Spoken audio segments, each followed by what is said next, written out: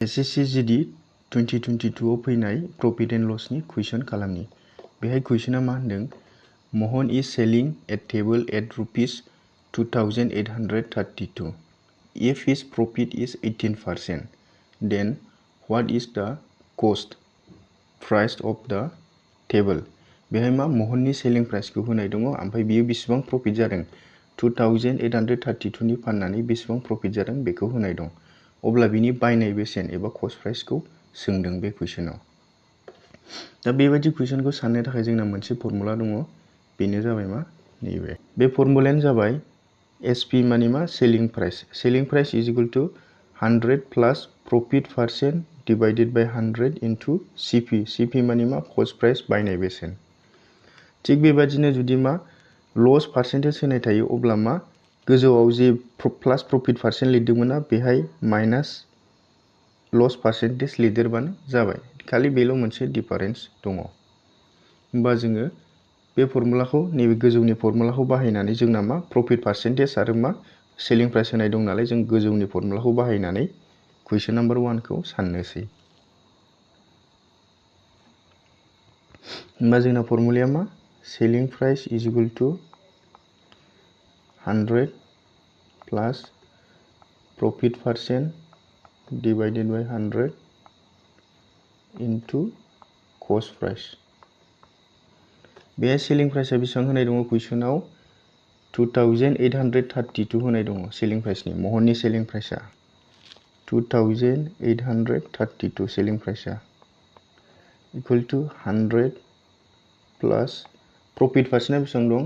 18% profit जायो होननानै होनदोंना बे कुइसनाव, बेखायनो बेहाय मा 18 फैबाय डिवाइडेड बाय 100। जों कस्ट प्राइसखौ दिहुननांगौ, ओंखायनो कस्ट प्राइसआ बिदिनो थाफिनबाय 2832। गोजौनिया नैबे दाजाबाव बेसेबां जागोन 118 जागोन ना, divided by 100 into cost price.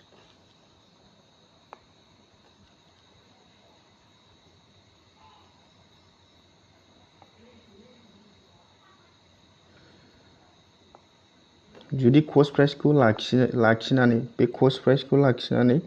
100 खौ बेजों सानजाबहरबाय ओमफ्राय 118 खौ बे गाहायाव लाबोबाय, होमबा बे बोरै जागोन? बेहाय लिरबाय आङो कस्ट प्राइसखौ लाखिबाय आङो, होमबा मा जागोन 2832 इनटू 100 आ गोजौआव थांबाय डिवाइडेड बाय 118 आ गाहायाव फैबाय, होमबा बेखौ राननांगौ। 2832 खौ 118 जों रानोबा बेसेबां थांगोन 2 टाइम्स थांगोन 2 टाइम्स 16 द' बाय 1 खाथिलेख 2 सानि 1 3 2 सानसे 2 बे 6 हो, बा बेसेबां जागोन बेयो 7 बेसेबां जागोन बेयो 4। बेखौ राननो हायाना, राननो हायाबा बेखौ गाहायाव लाबोदो 2 बा बेसेबां थांगोन बेयो 4 दाइन सानजा 4 32 2 होबाय 3 खाथिलेख 4 5 6 7 4 472। होमबा बेजों बेखौ दानोबा बेसेबां थांगोन 24 टाइम्स थांगोन। होमबा जोंना गोजौआव मा थाखो 24 आरो 100 थाबायना, होमबा सानजाबोबा जों कस्ट प्राइसखौ बेसेबां मोनगोन 2400 मोनगोन ना। होमबा जोंना कस्ट प्राइसखौ मोनबाय जोङो। होमबा बियो बेसेबां नाम्बार अपसनाव दङ? अपसन नाम्बार 4 आव दङ। बेनो मा राइट एन्सार अपसन नाम्बार 4। बे एखे कुइसनखौनो जोङो फर्मुला बाहायालासेबो साननो हायो। बेखौ बोरै सानगोन नायनि।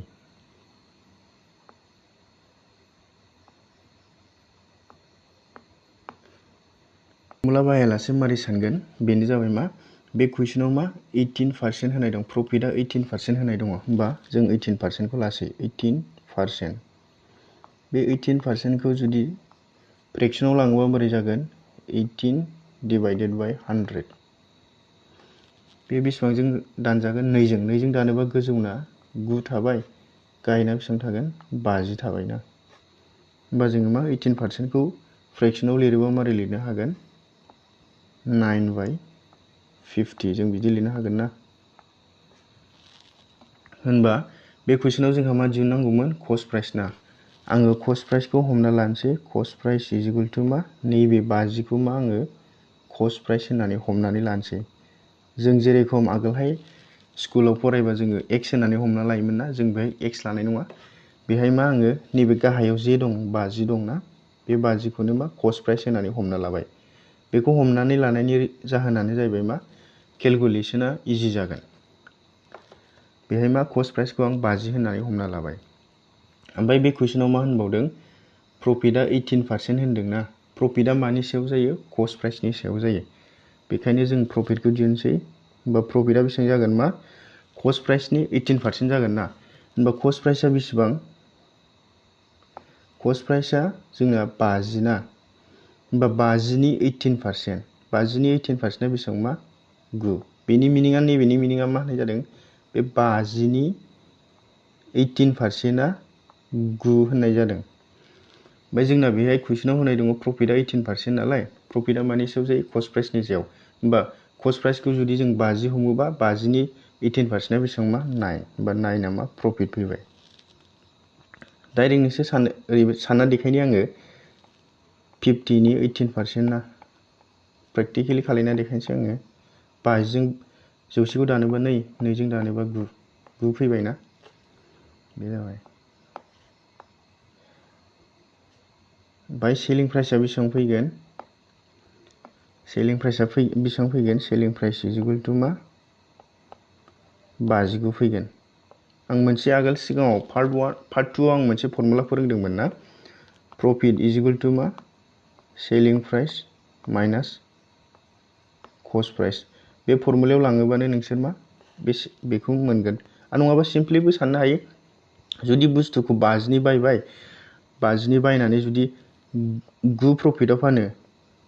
होमबा बेसेबां जागोन प्रफिट प्लास कस्ट प्राइस बानो मा सेलिं प्राइस ओंखायनो बेयाव मा 59 फैदों ओमफ्राय बे कुइसनाव मा 59 नि भेलुखौ बेसेबां होनाय दङ 2832 माने मा अरिजिनेल सेलिं प्राइसआ कुइसनाव बेसेबां होनाय दङ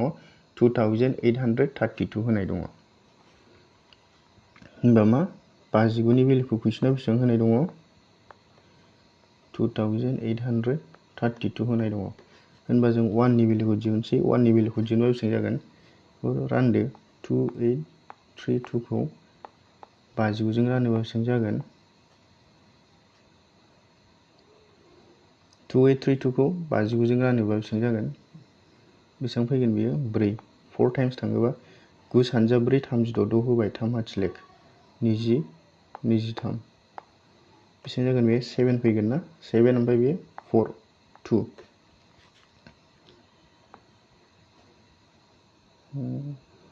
72 होबाय 7 हाथिलेख 8 सानजा 40 47 होनबा बियो मा 47 फैगोन जुदि मा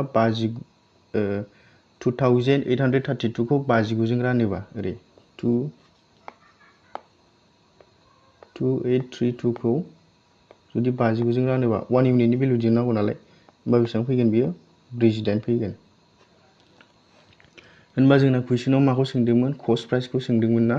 होमबा कस्ट प्राइसआ बेसेबां जोंना 50 ना जुदि 1 इउनिटनि भेलुआ जुदि मा 48 बा होनबा 50 इउनिटनि भेलुआ बेसेबां जागोन जास्ट 48 खौ 50 जों सानजाबानो मोनसिगोन ना होमबा बेसेबां जागोन बियो 0 8 सानजा 40 0 बाय 4 हाथिलेख 5 सानजा 4 20 24 होमबा मा बियो मा 2400 फैबायना बे बेसेबाङाव दङ अपसन नाम्बार 4 आव दङ फर्मुला बाहायालासे जों बिदि साननो हायो नेक्स्ट कुइसन बे कुइसनाव मा होनदों A bed is bought for ₹750 and sold at a loss of 8%. What is its selling price? बे मा होनदों मोनसे बेडखौ 750 आव बायो ओमफ्राय 8% लसआव फानो होनबा बेनि सेलिं प्राइसखौ जों दिहुननांगौ होनबा जोंना फर्मुलाया मामोन नैबेहाय दंना फर्मुलाया नैबेलाय जुदि लस पार्सेन्टेज होनाय थायोबा आरो मा बे मा होनाय दङ बायनाय बेसेन बायनाय बेसेन बा कस्ट प्राइस होनाय दं होनबा जों बे फर्मुलाखौ जुदि लस पार्सेन्टेज होनाय थायोबा बे फर्मुलाखौ आरो मा जुदि प्रफिट पार्सेन्टेज होनाय थायोबा बे फर्मुलाखौ बाहायबानो जाबाय बेहाय मा लस पार्सेन्टेज होननाय दं नालाय ओंखायनो जों गाहायनिखौ बाहायनोसै होनबा मा selling price is equal to मा 100 minus loss percentage divided by 100 into cost price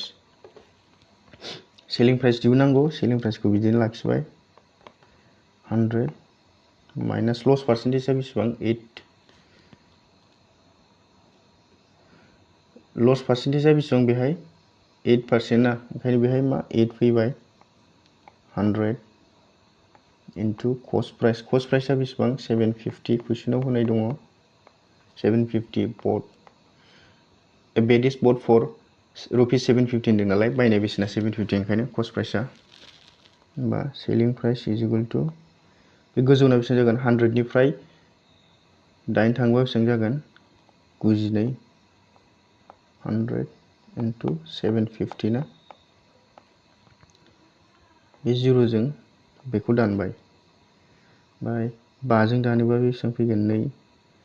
5 जों दानोबा बेसेबां जागोन बे 5 15 फैबाय ओमफ्राय 2 जों बे 92 खौ दानोबा बेसेबां थांगोन 46 थांगोन ना होमबा मा सेलिं प्राइसआ बेसेबां फैखो ceiling price is equal two 46 into 15 बा बेसेबां जागोन बियो 46 खौ 15 जों इनटु खालामबा 10 सानजाबा 30 3 5 सानजाबा 20 23 6 4 0 बेसेबांना 9 6 690 फैबाय ना सेलिं प्राइसआ 690 फैबाय होमबा बेनि एन्सारा मा अप्शन नाम्बार डी रुपिस 690 बे कुइसनखौ जोङो फर्मुला बाहायालासे मारै सानगोन आं बेखौ देखायनि बे एखे कुइसनखौनो जोङो एबार फर्मुला बाहायालासे साननोसै बे कुइसनाव लसखौ बेसेबां होनाय दङ 8% होनाय दंना होमबा जोङो 8 खौ लाबाय 8% 8% खौ फ्रेक्सनाव लांबा बोरै जागोन 8 बाय 100 बेयो बेसेबांजों दानजागोन 4 जों 4 जों दानोबा गोजौना बेसेबां थागोन 2 4 जों दानोबा गाहायना बेसेबां थागोन 25 होमबा बेयो बेसेबां जाखो फ्रेक्सना 2 बाय 25 जागोन ना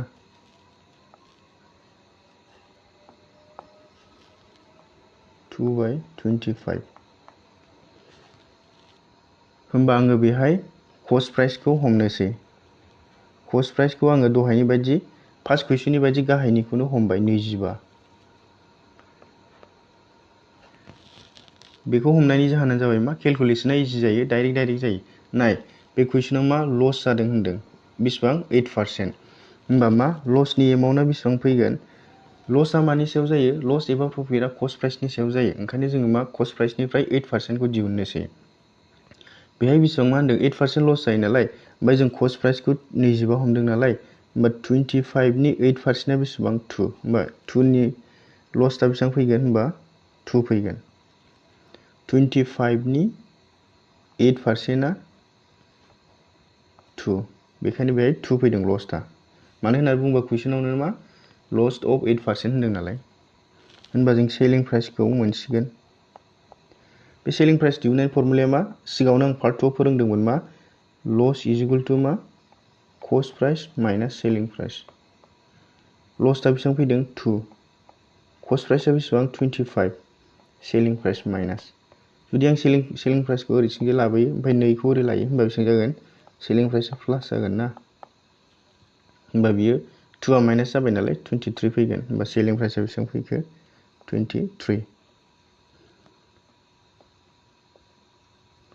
दानिया कुइसनाव एक्चुअल भेलुआ बेसेबां होनाय दङ 750 बेहाय माखौ होनाय दङ बायनाय बेसेनखौ होनाय दङ 750 होमबा जोंना बेहाय बायनाय बेसेना बेसेबां 25 होमबा 25 नि भेलुखौ कुइसनाव बेसेबां मा होनाय दङ रुपिस 750 होनाय दङ होमबा जों बेहाय 1 इउनिटनि भेलुखौ दिहुनसै होमबा मारै जागोन बेयो 750 बाय 25 बा 25 जों बेखौ दानहरोबा बेसेबां जागोन 30 बा 1 इउनिटनि भेलुआ जोंना बेसेबां फैखो 30 फैबाय बे माखौ सोंदों सेलिं प्राइसखौ सोंदों जोंना सेलिं प्राइसआ बेसेबां 23 जुदि 1 इउनिटनि भेलुआ 30 जायो होनबा 23 इउनिटनि भेलुआ बेसेबां जागोन 30 जों सानजाबानो मोनसिगोन ना 23 खौ 0 बे 3 सानजाब 3 9 3 सानजाब 3 3 3 6 होनबा मा 690 मोनबाय 690 आ बहाय दङ अपसन नाम्बार D